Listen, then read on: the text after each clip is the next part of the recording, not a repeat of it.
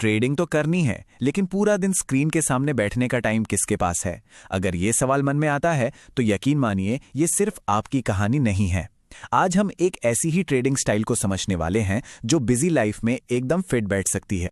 देखिए, ट्रेडिंग की दुनिया में अक्सर लोग दो एक्सट्रीम्स के बीच फंस जाते हैं।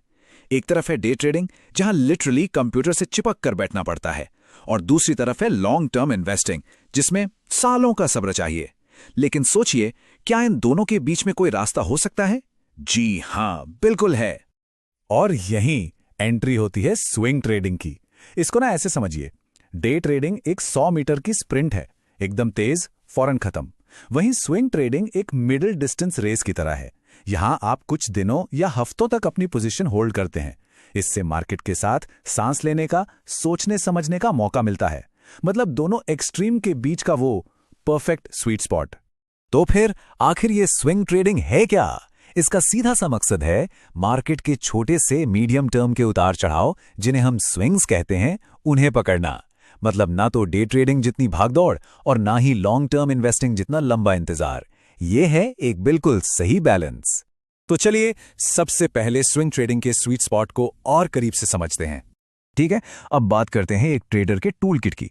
इसमें सबसे पहले आते हैं टेक्निकल इंडिकेटर्स। इनको अपनी गाड़ी के डैशबोर्ड की तरह समझिए। जैसे स्पीडोमीटर स्पीड बताता है, फ्यूल गेज फ्यूल, वैसे ही ये इंडिकेटर्स हमें बताते हैं कि मार्केट में चल क्या रहा है। तो सवाल ये है कि ये इंडिकेटर्स आखिर हैं क्या? देखिए, ये कुछ नहीं, बस स्मार्ट मैथमेटिकल फॉर्मूले हैं। ये पास्ट प्राइस और वॉल्यूम डेटा को देखकर हमें ये अंदाजा लगाने में मदद करते हैं कि आगे क्या हो सकता है। एक तरह से ये ट्रेडर्स के लिए डेटा ड्रिवन गाइड की तरह काम करते हैं। तो हमारे टूल किट में पहला और बहुत जरूरी टूल है रिलेटिव स्ट्रेंथ इंडेक्स, यानी कि RSI। इसे एक मोमेंटम गेज समझिए, जो ये नापता है कि कीमत में जो बदलाव आ रहा है वो कितनी तेजी से और किस डायरेक्शन में आ रहा है। RSI की सबसे अच्छी बात जानते हैं क्या है? इसकी सिंप्लिसिटी। जब RSI 70 के ऊपर चला जाता है तो ये एक इशारा है कि स्टॉक शायद ओवरबॉट हो गया है। मतलब जरूरत से ज्यादा खरीदा जा चुका है और अब कीमत नीचे आ सकती है। और ठीक इसका उल्टा, जब ये 30 से नीचे आता है तो हो सकता है कि ये ओवरसोल्ड हो। मतलब अब यहां से एक बाउंस बैक देखने को मिल सकता है। हमारे टूल किट में अगला टूल है मूविंग एवरेजेस। ये क्या करते हैं? ये मार्केट के रोज के उतार चढ़ाव, मतलब जो शोर होता है उसे फिल्टर कर देते हैं। इससे हमें एक साफ सुथरा ट्रेंड दिखाई देता है, बिल्कुल वैसे जैसे कोहरे के बीच से एक सीधी सड़क दिखने लगे। तो ट्रेडर्स इन मूविंग एवरेजेस से सिग्नल कैसे पकड़ते हैं? इसका एक क्लासिक एग्जाम्पल है गोल्डन क्रॉस। ये एक बहुत ही पॉपुलर सिग्नल है। ये तब होता है जब एक शॉर्ट टर्म मूविंग एवरेज एक लॉन्ग टर्म मूविंग एवरेज को नीचे से ऊपर की तरफ काटता है। इसे अक्सर एक मजबूत बाय सिग्नल माना जाता है। इंडिकेटर्स तो हो गए, अब चलते हैं हमारे दूसरे टूल पर, चार्ट पैटर्न्स। अगर इंडिकेटर्स गाड़ी का डैशबोर्ड है तो चार्ट पैटर्न्स को समझिए वो मैप जो हमें स्टॉक की कीमत के संभावित रास्ते दिखाता है। एक बात साफ कर दूं, ये पैटर्न सिर्फ टेढ़ी मेढ़ी लाइनें नहीं है, ये असल में मार्केट की साइकोलॉजी की तस्वीर हैं। ये हमें बताते हैं कि एक खास पॉइंट पर बायर्स और सेलर्स क्या सोच रहे हैं, उनका बिहेवियर कैसा है। चलिए एक क्लासिक एग्जाम्पल देखते हैं, कप एंड हैंडल पैटर्न। नाम से साफ है, ये चार्ट पर एक चाय के कप और उसके हैंडल जैसा दिखता है। और जब ये पैटर्न बनता है तो अक्सर इसके बाद एक मजबूत अप ट्रेंड, मतलब तेजी देखने को मिलती है। इसीलिए ये एक बहुत पावरफुल बुलिश सिग्नल माना जाता है।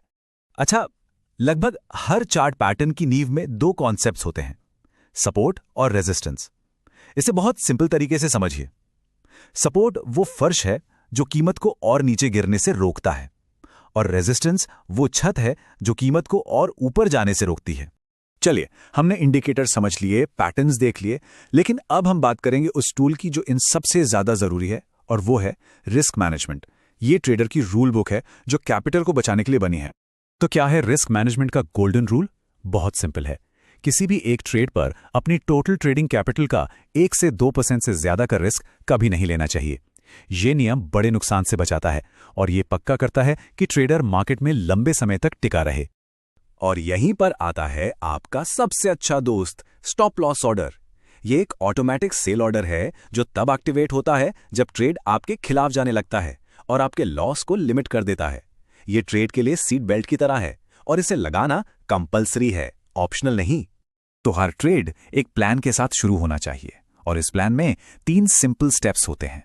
स्टेप 1, एंट्री कहां लेनी है। स्टेप 2, प्रोटेक्टिव स्टॉप लॉस कहां लगाना है। और स्टेप 3, प्रॉफिट टारगेट क्या रखना है। जब ये तीनों चीजें तय होती हैं तो ट्रेड इमोशन से नहीं बल्कि स्ट्रैटेजी से चलता है। ठीक है, हमारे पास टूल्स हैं, हमारे पास रूल बुक है, पर सवाल यह है कि सही मौका ढूंढे कैसे। चलिए देखते हैं कि ट्रेडर्स अपनी स्ट्रैटेजी के लिए सही स्टॉक्स कैसे खोजते हैं। अब हजारों स्टॉक्स के बीच सही स्टॉक को चुनना, ये तो भूसे के ढेर में सुई ढूंढने जैसा है ना? यहीं पर काम आते हैं स्टॉक स्क्रीनर्स। ये बहुत पावरफुल फिल्टरिंग टूल्स हैं जो हमारे लिए ये मुश्किल काम आसान कर देते हैं। जैसे स्क्रीनर में क्या क्राइटेरिया डाल सकते हैं? हम ऐसी कंपनियां ढूंढ सकते हैं जिनका मार्केट कैप $2 बिलियन से ज्यादा हो, ताकि बड़ी और स्टेबल कंपनियां मिले। फिर हम देख सकते हैं कि एवरेज वॉल्यूम 7,50,000 से ज्यादा हो, ताकि खरीदने बेचने में दिक्कत ना हो। और अगर रिलेटिव वॉल्यूम 2 से ज्यादा है तो ये एक मजबूत इशारा है कि उस स्टॉक में कोई असामान्य दिलचस्पी या मोमेंटम बन रहा है।